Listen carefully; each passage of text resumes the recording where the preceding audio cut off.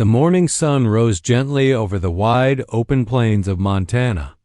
Casting long shadows across the rolling grasslands, the air was cool and clear, filled with the scent of sagebrush and distant rain on the edge of his small ranch. Cole Tanner tightened the saddle on his horse, Dusty, and gave the reins a firm tug. It was time to ride into town, something he rarely did anymore. Cole was a man of few words and fewer smiles, years of hard work. Loss and solitude had carved lines of quiet endurance into his face once.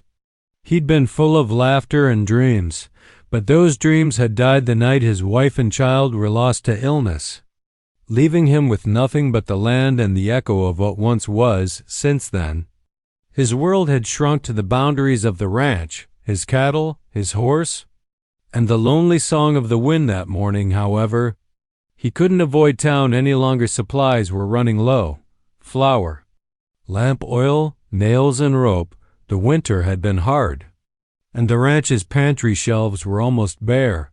He packed a few coins into his pocket, adjusted his hat, and rode out the trail to Silver Creek, stretched for miles, a winding ribbon of dust and sunlight. Cole rode with the ease of a man who'd spent his whole life in the saddle.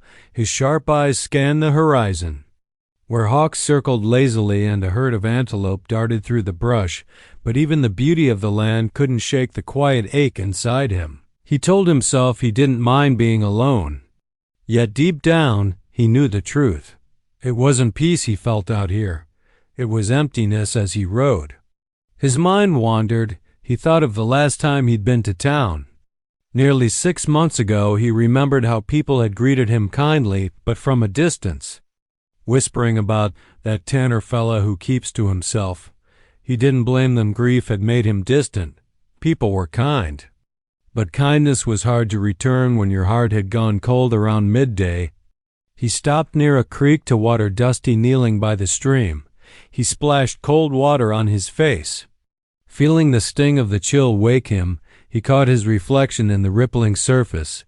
Tired eyes, a beard that had grown too long, a man older than his years. Just another day, he muttered to himself. Get in, get what you need, and ride home. But somewhere in the wind, something felt different, a stillness that wasn't emptiness, but anticipation, the kind a man feels before something big changes, even if he doesn't know what it is yet. By the time the sun dipped lower, Silver Creek appeared in the distance, a modest frontier town of weathered wooden buildings, a church steeple, and the faint sound of a blacksmith's hammer ringing through the air. As Cole rode down the main street, people nodded in greeting. Children pointed at the tall, quiet cowboy on the Palomino horse. He tied Dusty to the post outside the general store, the first stop on his list. Inside, he expected the same routine as always: grab supplies, pay, and leave. But as he stepped through the door, the sound of soft humming reached his ears. Behind the counter stood a young woman he'd never seen before, her hair loosely tied back, a strand falling across her cheek as she arranged jars on a shelf for the first time in a long time. Cole hesitated. Something about her presence, the calm way she moved, the warmth in her eyes when she looked up, made the air shift around him. He had come for supplies, yes, but as their eyes met, something stirred quietly within him, something that had been asleep for years. Cole Tanner didn't know it yet, but his simple ride into town was the first step toward a love that would change his life forever. The bell above the Silver Creek General store door gave a soft jingle as Cole Tanner stepped inside. Brushing the trail dust from his hat, the warm scent of coffee, flour, and oiled wood filled the air, a comforting smell that reminded him faintly of simpler days. The store was quiet except for the rustle of paper bags and the gentle hum of a woman's voice coming from behind the counter. Cole froze for half a moment. He'd expected to see Mr. Dawson, the elderly shopkeeper he'd known for years, but instead, there she was, a young woman arranging tins on a high shelf, her skirt swaying lightly as she worked. When she turned, her eyes met his.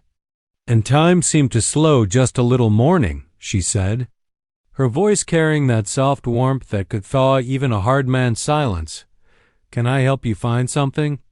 Her name was Clara Dawson, Mr. Dawson's niece, newly arrived from the East to help her uncle, who'd fallen ill the previous winter. She wasn't like the women Cole usually saw in Silver Creek. She carried herself with quiet confidence. Though her hands bore the marks of hard work, her dress was plain but neat. Her hair a loose chestnut braid with a few rebellious strands escaping. There was a kindness in her eyes that seemed both strong and tender at once. Cole nodded. Setting his list on the counter, "Just need some supplies," he said gruffly. "Rope, nails, flour, sugar." The usual. He expected the conversation to end there. But Clara smiled as if she could see right past his rough edges. "You've got good timing," she said, checking off items from his list. "We just got a new shipment in this morning. Uncle Dawson will be pleased someone's finally buying the last of that lamp oil." Cole allowed the corner of his mouth to twitch upward, the closest thing to a smile he'd managed in a long time. Her easy humor disarmed him usually. Small talk felt like a burden, but with her, it wasn't forced, it was comfortable. As she packed his goods, they spoke in fragments. She told him she'd come from Steelui, leaving behind a life that hadn't turned out as she'd hoped. Her mother had passed, and an engagement had fallen apart. Silver Creek, she said, was a place for new beginnings. Cole listened quietly, sensing a heaviness behind her calm tone, one he understood too well. "You like it here so far?" he asked finally. "I do," she replied, glancing out the window at the slow-moving street. "It's quieter than the city. People here look each other in the eye. I think that's worth something." Her words struck him deeper than she probably intended. Cole had spent years avoiding eyes, afraid they'd see too much of his pain. But Clara's gaze didn't pry or pity. It just met his and stayed there, steady and sure when it came time to pay. Clara counted his change carefully, then wrapped a small paper bag with extra care. "For you," she said, sliding it across the counter. "Some of the new peppermint candies that just came in on the house." Cole blinked, uncertain how to respond. "You don't have to." "I want to," she interrupted gently, smiling. "Consider it a thank you for braving the dust and wind to keep us in business." He took the candy awkwardly, almost embarrassed, but there was something about her sincerity that made him linger a little longer by the counter than necessary. Finally, he tipped his hat. "Much obliged." "Miss Dawson." "Clara," she corrected softly. "Everyone just calls me Clara." "Cole," he replied. "Then we're even," she said with a grin that reached her eyes as he left the store. The bell jingled again, and Clara's humming returned, the same gentle tune that had greeted him when he entered. But now it lingered in his mind long after he stepped outside. Cole loaded his supplies onto his horse, but his hands moved slower than usual for the first time in years. He found himself thinking about more than the ranch, the work, or the silence waiting for him at home.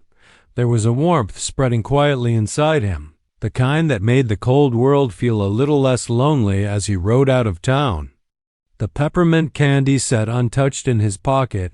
He smiled faintly to himself, realizing he'd found something unexpected in Silver Creek, not just supplies, but a reason to come back again. For the next few days, Cole Tanner tried to convince himself that his visit to Silver Creek had been nothing more than a supply run. But no matter how hard he worked around the ranch, he couldn't shake the image of Clara Dawson's soft smile, or the sound of her laughter. Echoing in his memory, it had been years since someone's presence lingered in his mind like that. The ranch had always been his refuge. Miles of open land, the steady rhythm of the cattle, and the quiet rustle of wind through the cottonwoods. Yet lately, the silence felt heavier every time he fixed a fence post or shoveled grain.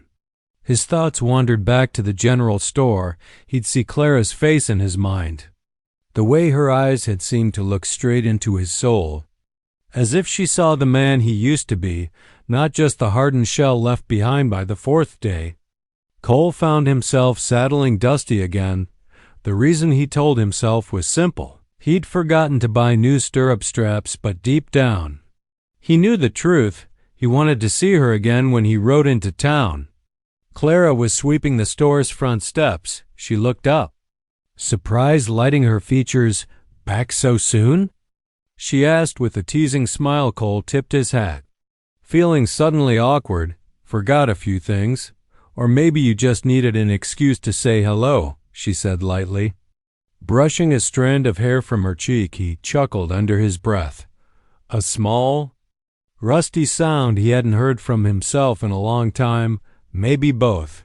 Inside, the two fell easily into conversation. Cole learned that Clara read novels at night to her uncle, that she loved the sound of rain on the tin roof, and that she missed the lilacs that used to bloom outside her mother's window back east. In turn, she asked him about ranch life, about Dusty, about what it was like to live so far from town. Cole wasn't used to talking so much, but with Clara, the words came naturally. She didn't ask in a way that pried. She asked like someone who genuinely cared. Her laughter filled the empty spaces of his quiet heart. Weeks passed, and those forgotten errands became more frequent. Cole would show up under the pretense of buying nails or checking mail, but everyone in town could see there was more to it. The once distant cowboy now lingered around Silver Creek longer than usual. Sometimes Clara would walk with him to the edge of town before he rode back.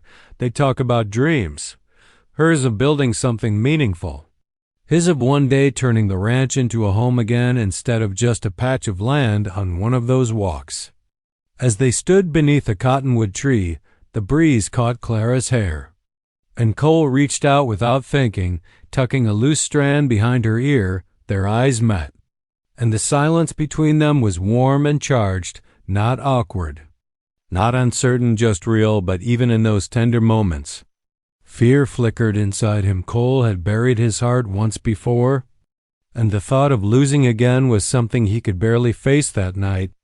He sat by the fire at his cabin, staring into the flames, remembering how it felt to hold someone close and how it felt to lose them. He told himself he shouldn't get attached yet. His heart no longer listened to reason. Clara, too, felt the growing bond between them. She'd sworn off love after being left behind in St. Louis. But Cole was different. He spoke little, yet every word carried weight. Every small kindness, a repaired step outside the store, a box lifted to a high shelf, was his way of saying what he couldn't yet put into words. One evening, as Cole was about to leave town, Clara handed him a small handkerchief embroidered with tiny blue flowers.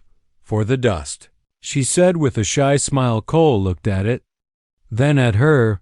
"I'll take good care of it," he murmured, his voice low as he rode back under the fading sunset, the handkerchief tucked safely in his pocket. Cole realized something had shifted. The ache of loneliness that had followed him for years had begun to fade, replaced by something fragile but full of promise. For the first time since the day he'd buried his past, Cole Tanner's heart was waking up again. Spring brought new color to Silver Creek, wildflowers along the fence lines, fresh paint on old storefronts, and a quiet joy that mirrored the growing warmth between Cole Tanner and Clara Dawson. For weeks, their connection had deepened. Gentle smiles, lingering glances, and unspoken feelings that filled the space between them like a melody.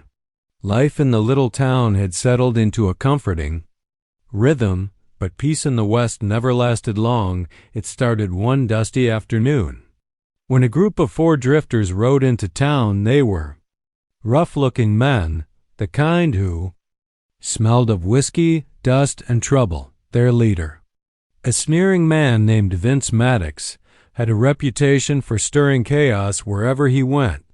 They claimed to be passing through, but everyone in Silver Creek could feel the unease in the air. Cole was at the blacksmith's shop picking up a repaired bit. When he noticed the strangers, they lounged outside the saloon, laughing too loud, eyeing every woman who passed. The townsfolk kept their heads down, pretending not to notice, But when one of the men made a crude comment toward a young girl on the street, Cole's jaw tightened. He knew men like them, the kind who tested the limits of fear until someone stopped them later that evening. Clara stayed late at the general store, taking stock while her uncle rested upstairs. The town had grown quiet, the sky painted in deep shades of violet and gold. She was sweeping the floor when the door burst open. Vince Maddox and his men stumbled in, the smell of liquor thick on their breath. "Well, looky here," Vince slurred, his eyes narrowing on Clara. "Didn't know Silver Creek had such a pretty shopkeeper." Clara's grip on the broom tightened, but her voice remained calm. "The store's closed. Gentlemen, you can come back in the morning." One of the men laughed harshly. "We're not here for sugar and coffee." "Sweetheart." Before she could respond, Vince reached across the counter, his hand grabbing her wrist. "Don't be shy now." That was when the door swung open again, the bell above it jingling sharply. Cole Tanner stood in the doorway, his eyes hard as steel. "Let her go," he said, his voice low and steady, the kind that carried quiet authority. Vince turned, smirking. "And who might you be, cowboy?" "Someone who don't take kindly to cowards," Cole replied. The air grew thick with tension. One of the drifters reached for his revolver, but Cole was faster. In a blur, he drew his own gun, the barrel glinting in the lamplight. "Don't," he warned for a long moment. No one moved. Then Vince slowly released Clara's wrist, his smile fading into something darker. "You'll regret that," he muttered. "Maybe," Cole said, "but not tonight." The men backed toward the door, muttering curses as they left. Once they were gone, Clara stood frozen, her heart pounding. Cole holstered his gun and stepped closer. "You all right?" he asked softly. She nodded shakily, trying to find her voice. I think so." He looked at her wrist, red where Vince had grabbed her, and his jaw tightened.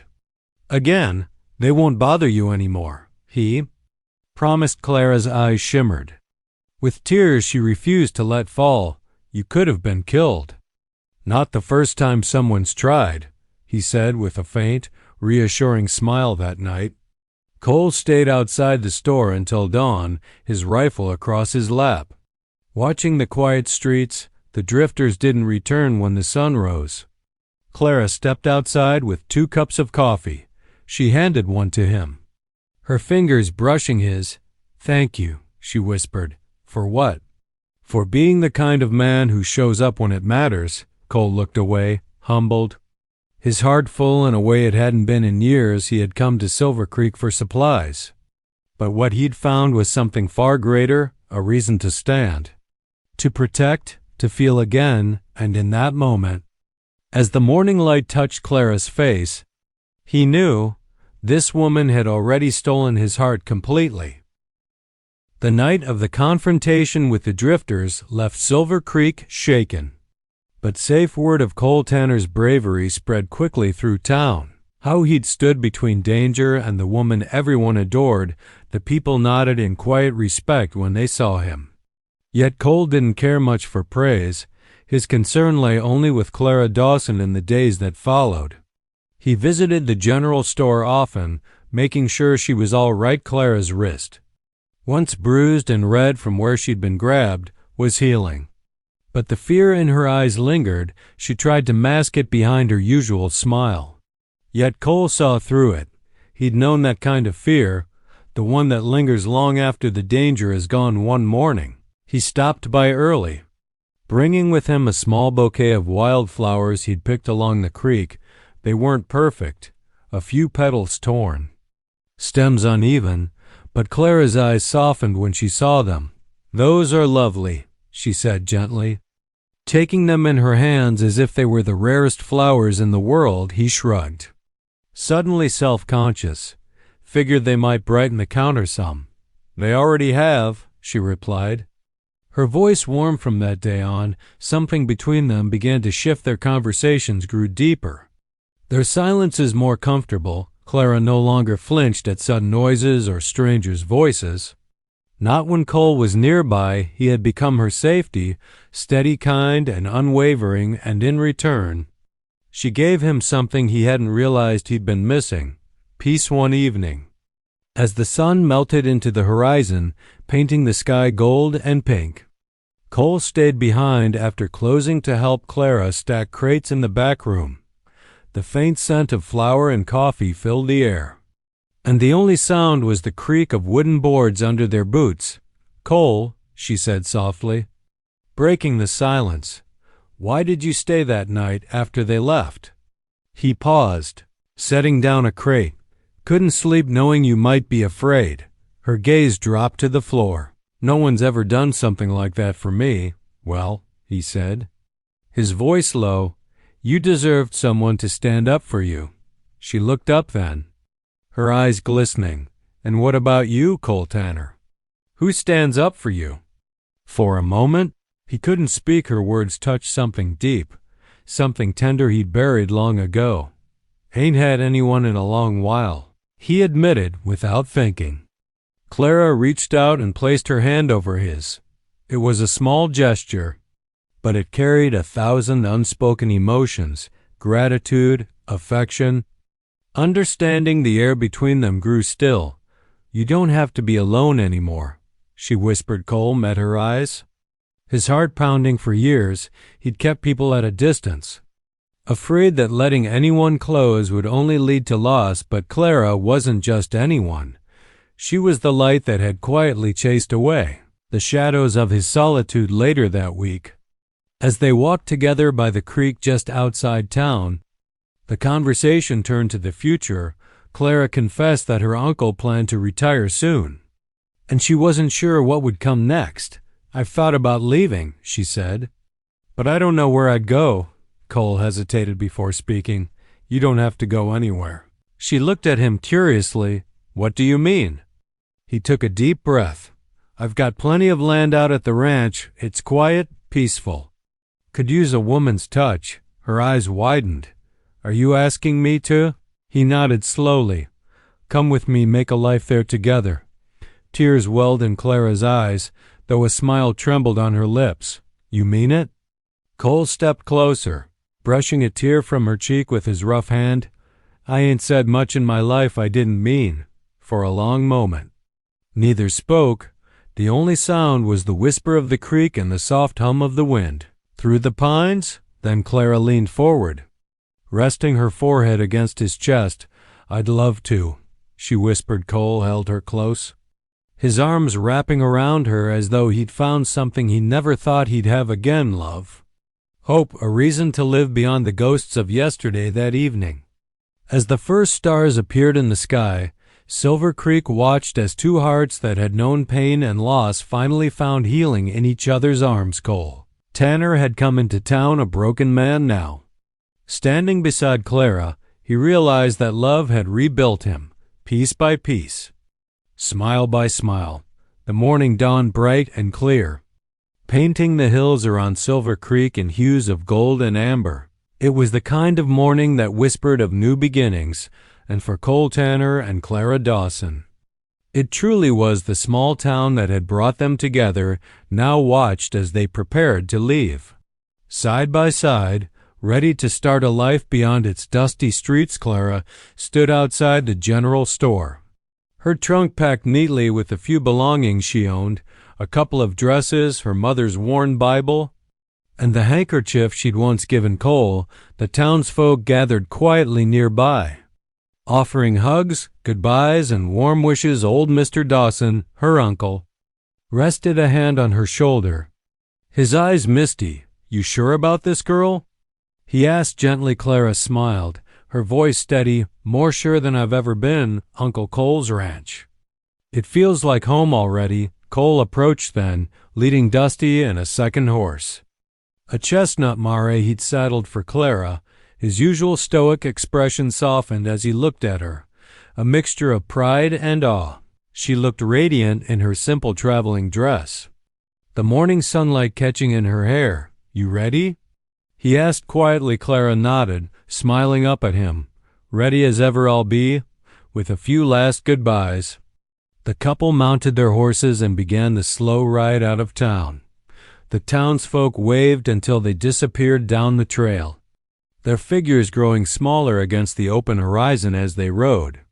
The silence between them wasn't awkward. It was peaceful. The world around them seemed alive with color, wildflowers nodding in the breeze, distant hills rolling endlessly toward the sky, and the soft murmur of a creek winding beside the road after some miles. Clara broke the silence. "I can't believe it's really happening," she said softly. "A new start." "After everything," Cole smiled faintly. "Funny thing about life," he replied. "Sometimes what you need most finds you when you're not looking for it." She glanced at him, her heart full. "Is that what you were doing when you rode into town? Not looking for it?" He chuckled, the sound low and warm. "I rode in for rope and feed, didn't figure on riding out with a wife." Clara laughed, her eyes shining. "Well, I'm glad your list was incomplete." They rode on, the laughter fading into the easy rhythm of hooves on the trail. By noon, the Tanner Ranch came into view, acres of open grassland stretching beneath a wide sky.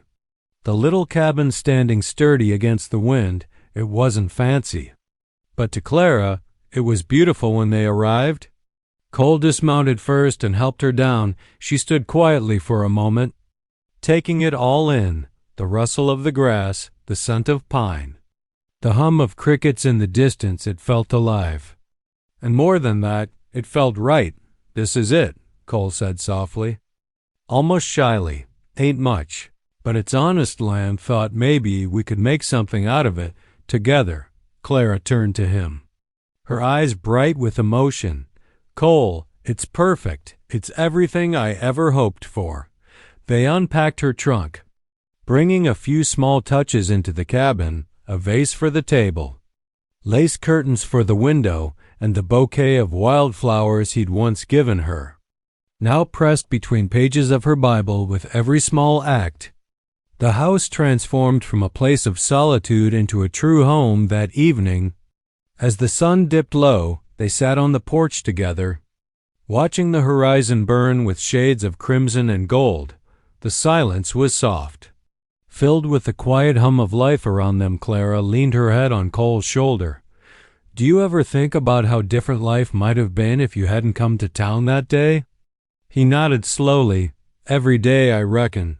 But I figure some things are meant to be. I rode into Silver Creek to fill my pantry, and found the piece of my heart I didn't know was missing." Clara smiled, her fingers entwining with his, "and I found where I belong." As the stars began to scatter across the deepening sky, Cole turned to look at her, the woman who had turned his loneliness into peace, his silence into song. The world around them was still and vast, but for the first time in years, Cole Tanner didn't feel alone in it. He'd set out on a simple errand and returned with something no amount of supplies could ever buy: love, hope, and a home filled with laughter under the endless western sky. Two hearts, once broken and lost, found their forever in each other's arms. He had ridden into town for supplies, and found the woman who stole his heart.